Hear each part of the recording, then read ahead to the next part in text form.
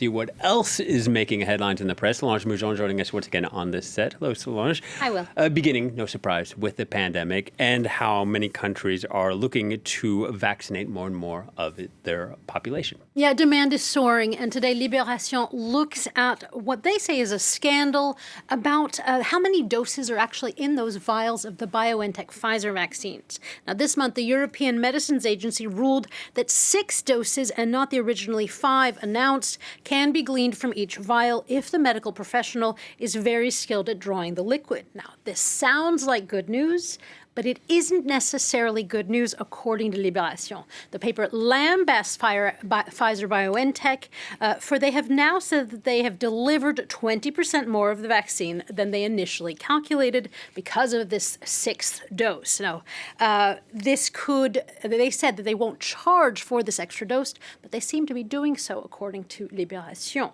Now, ProPublica talks about the 6th dose as well, and especially priority guidelines, they say, that are leading doses to be trashed or thrown away. Now, just how many are thrown away, we don't know, because hospitals in the United States aren't required to track how many they actually put in the bin, even if the data, according to ProPublica, is very vital in keeping down waste, but also in sort of creating how to better roll out vaccine campaigns. Meanwhile, looking at the debate here in France and more rumors about a possible another lockdown. Yeah, L'Opinion, the French paper, wonders what this Act 3 of the shutdown, of the lockdown, would be like. And illustrator CAC has people wondering if it will be everyone, the elderly, or in jest, skiers and penguins. A calculation that is not easy to figure out, the paper says, referring to the government saying that they need a few more days to see what plan they will proceed with. Now, I wonder if it'll be the penguins, we'll see. The paper also, on a serious note, takes blame at Europe's vaccination response, saying it has been painfully slow. Now, this criticism is actually echoed in Politico as well, and by EU leaders, according to Politico. The site says that EU leaders voiced outrage that it is taking so long.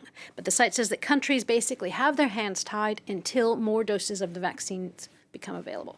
Meanwhile, crossing the Atlantic, where U.S. President Joe Biden has unveiled what he's calling a wartime strategy to fight the pandemic, and Dr. Anthony Fauci back at press briefings. Yeah, he was sidelined by Donald Trump at the end there, Vox tells us, and now Dr. Fauci is, quote, throwing shade on the former president.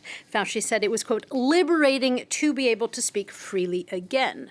Now, Fauci isn't the only one throwing shade. Some cartoonists are also doing so. Ann Telney of the Washington Post drew up her version of the letter that Trump left Biden. Quote, there was no distribution plan. It was all a hoax, says the satirical letter. A fun take there on a very serious problem.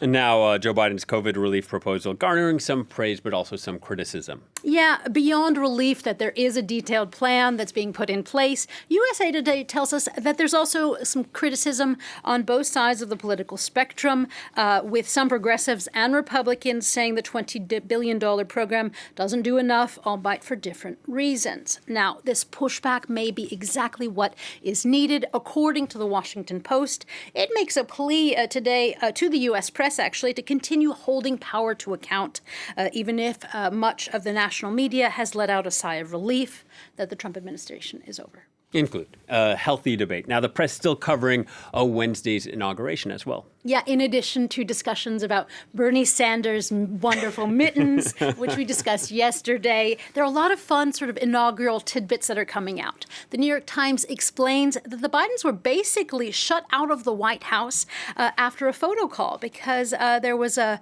sort of protocol slip of 10 seconds because there was no butler around to open the doors. The butler had been a former Trump hire, Trump hire, so he was asked to leave earlier in the day. And another tidbit, Nine Australia tells us that the first daughter, Ashley Biden, is making headlines as well because she wore a tuxedo and not a ball gown to the inaugural evening festivities, a sort of sartorial nod she is praised for its a nod to equality between genders and sexual orientations. Yeah, and she looks good doing it, so who are we to criticize? Exactly. Now for some sport news and rumors that the Tokyo Olympics will have to be canceled because of the pandemic. Yeah, the Mainichi, the Japanese paper, denies these rumors. It says that the government has denied these rumors that because of COVID, that they were going to move the games to 2032, which is after the Paris and Los Angeles dates. The paper says, though, that the government vows that a plan B does not exist, that the games will go ahead in July. But perhaps not. According to the Times of London, the paper says that the official line is the games will go on, but that privately the government is looking for a quote-unquote face-saving way to cancel. And finally, from Solange, some important legislation here in France. Turn your volume up. Solange is going to tell us this has been making quite a bit of noise. Something tells me you're egging me on to cock-a-doodle-doo on television. I never thought I'd be able to do that. It's Cocorico time in France. L'Express explains that lawmakers have passed a quote-unquote sensory heritage law that protects things like the call of roosters, like cowbells, like grasshopper chirps. More cowbell. We need more cowbell. We need more cowbells. We need to go through the Swiss way, more cowbells. And morning tractor rides. This comes, The Guardian explains, after a number of lawsuits went to the courts against noisy farm animals and noises of nature. And it sends a clear legislative message, according to one of the lawmakers, that will hopefully, they say, quiet down any ruckus about nature's own noises. All right. Thank you, Solange. Brian, I want to know, when are we getting a cock-a-doodle-doo or cowbell from the business bulletin? We'll wait for the story about the Maurice merchandise sales afterwards, I guess.